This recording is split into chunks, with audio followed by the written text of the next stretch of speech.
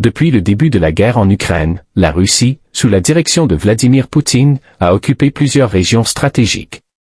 Aujourd'hui, Poutine semble ouvert à un cessez-le-feu, mais à une condition, conserver les territoires déjà conquis. Le Kremlin affirme que les régions annexées comme Donetsk, Louhansk, Zaporijia et Kherson font désormais partie de la Fédération de Russie.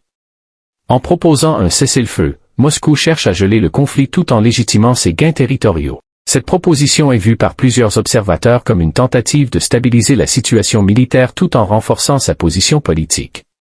L'Ukraine, de son côté, refuse toute négociation tant qu'il y a occupation de son territoire. Et la volonté de Poutine de cesser les hostilités n'est pas un signe de faiblesse, mais plutôt une stratégie pour consolider les zones conquises. Le dilemme reste entier. La paix est-elle possible sans le retrait complet des troupes russes? L'avenir du conflit dépendra des réponses diplomatiques des puissances impliquées. La guerre en Ukraine a provoqué des dégâts humains, matériels et géopolitiques majeurs.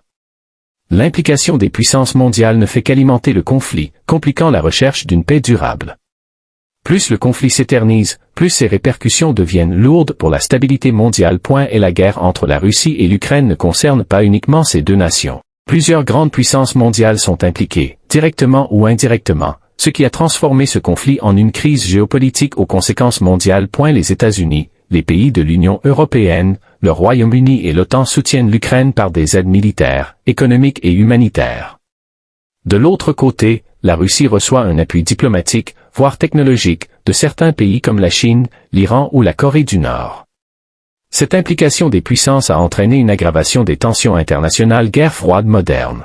Des sanctions économiques massives contre la Russie, avec des conséquences sur l'économie mondiale. Hausse des prix de l'énergie, inflation, pénurie de céréales. Une course à l'armement et un réarmement massif en Europe. Une pression sur les pays du Sud-Afrique, Asie en matière de sécurité alimentaire. Depuis le début du conflit avec la Russie en 2022, le président ukrainien Volodymyr Zelensky a activement sollicité le soutien militaire de la communauté internationale pour défendre son pays. L'Ukraine a reçu une aide massive en équipement militaire de la part des pays occidentaux, notamment les États-Unis, le Royaume-Uni, l'Union européenne et d'autres alliés. Ces soutiens comprennent des systèmes de défense aérienne, des drones, des chars, des munitions, ainsi qu'une formation militaire pour les soldats ukrainiens. Ce soutien vise à renforcer la capacité de l'Ukraine à résister aux offensives russes et à protéger son intégrité territoriale. Le soutien extérieur en matériel militaire est devenu un pilier stratégique pour la défense de l'Ukraine.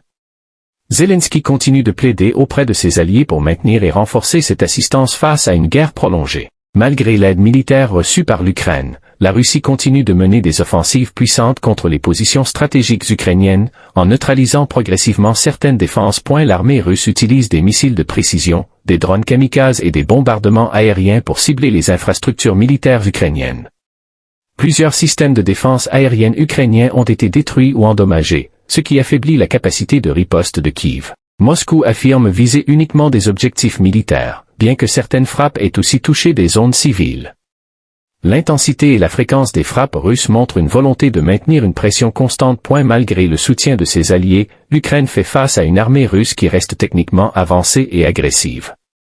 La neutralisation progressive de certaines défenses montre que le conflit est encore loin d'être résolu et que la situation reste critique sur le terrain.